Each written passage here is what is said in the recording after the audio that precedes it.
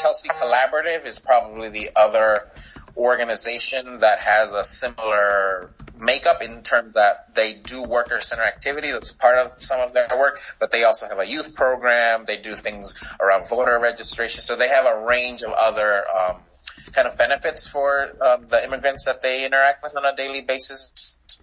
And so yes, I think that is definitely makes us a little bit different when we sit at the table, because our worker center is just one of, I think, I want to say 5 major programs that we have within MassCosh.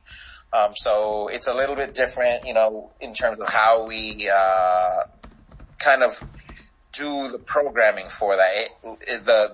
The worker center is a component of MassCosh's overall kind of program, and so we have organizational goals and then develop individual goals for each of those programs. And so the worker center staff, Milagros and Erica, are our main 2 folks that deal with most of the direct kind of day-to-day operations of the worker center. Right.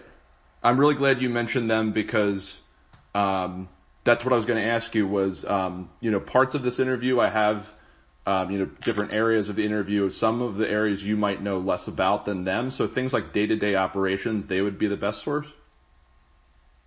Yeah, because they do more of the interface with workers on a daily basis. I occasionally do support them on certain cases, and then, if we have things where the worker center is being asked to be represented at other coalition meetings or with meetings with agencies, sometimes with different legal networks or lawyers, that's where sometimes I play an additional role. But in terms of the people that most talk to the workers directly, it would be Erica and Milagros. Gotcha. So, I may be in touch with you then, depending upon how this goes, what information I need to talk to one of them. Yep. But let me see. So taking a step back here, you said one of 5 major programs within MassCosh. Within MassCosh, yeah. So could you help me to understand then, like I saw your title on the website, but can you just repeat it for me just for the sake of the interview so I have it correct? Sure. I'm the Director of Policy and Programs. Director of Policy and Programs. So does that mean that you deal with, do you deal with all of those programs, the 5 you mentioned? Yeah, so I am now one of 3 staff in terms of longevity. I'm number 2. So, we have one staff person who's been here for almost 30 years. And then I'm the next person below her with 9 years of service here at MassCosh. We used to have other people last year, but a lot of people have unfortunately transitioned out in the last 2 years. Yeah. Yeah, the Jeff Newton is a name I've heard of. I haven't met. Yes. And then I don't know how to pronounce the name, but is it Graham Tola? Tolly Graham, yeah. Tolly, okay, Tolly. Like that's a name. I think I was on a health and safety listserv when I was working. Yeah. Tolly, that makes sense. Yeah, Tolly's been with us for close to 30 years. Ah, okay. So you're the second longest, and Tolly. Yeah. Right. What's that? Then Jeff. Yep, and then Jeff. Yeah. Oh, okay. So you're third after them? No, second. I'm the second one. Oh, and Jeff is third. Yeah, exactly. He was hired a few months after I was hired. Ah, okay.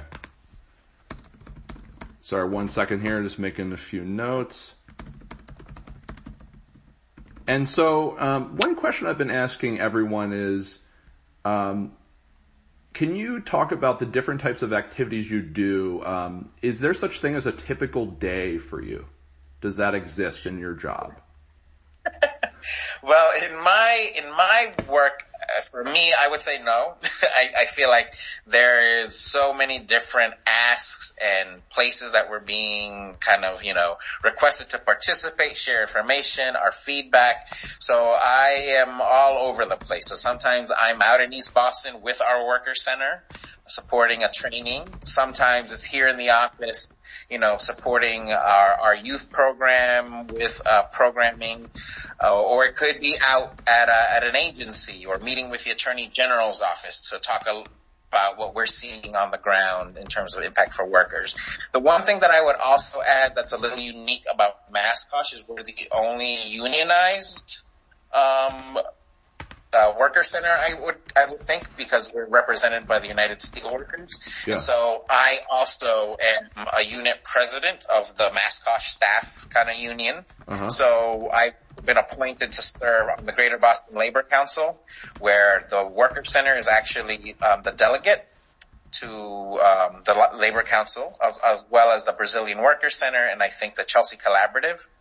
And then we also, I also sit on the Mass AFL-CIO Executive Board representing young workers. And also, obviously, because we have our immigrant worker program here, I use that space to also bring up issues that are facing immigrant workers. And so I also sit on the e-board of the Greater Boston Labor Council as well. So my hat, I have multiple hats, representing either both Mascosh or the Steel Workers Local 9358, which is the number local of the Mascosh union, which we're all amalgamated with the Massachusetts Water Resource Authority. So we go to our local meetings sometimes at water treatment facilities. Right.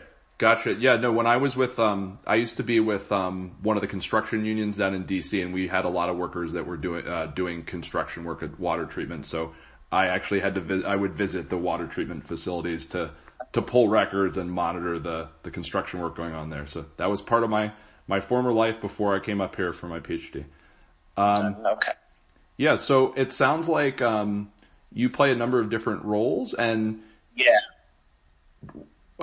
Is your role then, if you think of the different roles that you play, what I heard you say is you sometimes go to the Attorney General's office, deal with the youth program, and you represent both Mascosh and the steelworkers.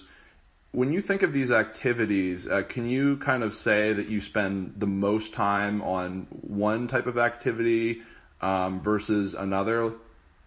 You know, could you rank them? Is that even possible for you, since a typical day is not? I think that definitely is not something I've ever really thought of. It really comes on a day-to-day. Like sometimes I will be asked to attend 2 meetings, and I basically check in with our executive director and then figure out if there's somebody else that's available to go to one of those meetings from our other programs. They go ahead and do that, or then I will go ahead and do that. So sometimes I have to sacrifice attending one event or going to some meeting so that I can be at another place on behalf of Mascosh. So I find that to be, unfortunately, very common for me, is to kind of be pulled in many directions and then having to try to find others to cover, if possible, so that we have representation from Mascosh. But occasionally that's not possible, so I do just have to kind of, go with my gut feeling on that day where my kind of, voice would be much more needed or would be useful for the organization. Yeah.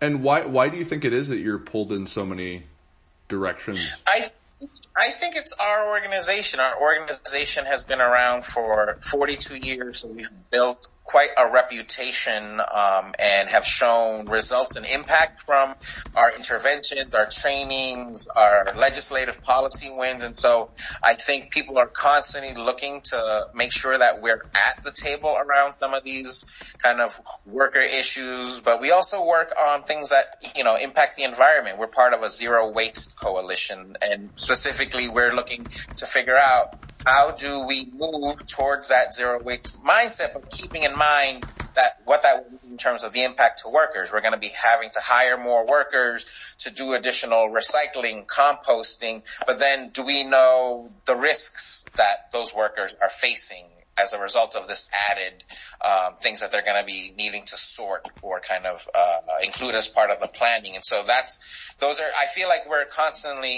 in a range of areas. Another area that we do is with the Healthy Schools program. So we also work with the teachers unions to look at indoor air quality and environmental health in school buildings. And we advocate for budgets for facilities, maintenance, operations, because we constantly see that they tend to be the first areas where there are budget cuts. And ultimately, we know that teachers and students are unable to learn or teach in an environment where they're either not able to be there on a daily basis because of respiratory ailments, asthma, allergens, or the spaces are inadequate to actually conduct a class efficiently without, being concerned about ventilation, or the windows can't open, or we have pests running around in the building. So I feel like our work has developed over time, and our hands are just in a lot of different